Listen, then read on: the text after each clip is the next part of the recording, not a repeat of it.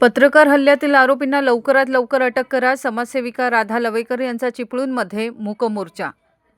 पत्रकारावर झालेल्या भ्याड हल्ल्याच्या निषेधार्थ व संबंधित आरोपींना अद्याप अटक न झाल्याच्या निषेधार्थ राधाई फाउंडेशनतर्फे मूक मोर्चाचे आयोजन करण्यात आले आहे। हा मूक मोर्चा दिनांक 4 एप्रिल रोजी सकाळी 11 वाजता बहादूर शेख नाका येथून सुरू होऊन डॉक्टर बाबासाहेब आंबेडकर चौक येथून काढला जाईल। पत्रकारांवरील हल्ला हा लोकशाहीवरील आघात असल्याची भावना व्यक्त करत आरोपींना तात्काळ अटक करून कठोर कारवाई करण्याची मागणी यावेळी राधा लवेकर करणार आहेत। हा मोर्चा पूर्णपणे शांततेत आणि शिस्तबद्ध पद्धतीने पार पडणार असल्याचे त्यांनी सांगितले। नागरिकांनी मोठ्या संख्येने सहभागी व्हावे असे आवाहन राधाई फाउंडेशनतर्फे करण्यात आले आहे।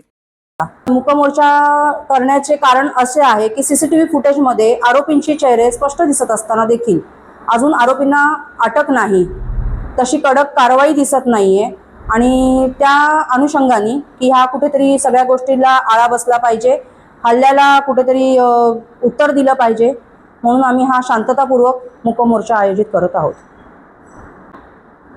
हो, परवानगी काढली आहे मूक मोर्चाची जिल्हा प्रांतांकडनं, पोलीस स्टेशनकडनं।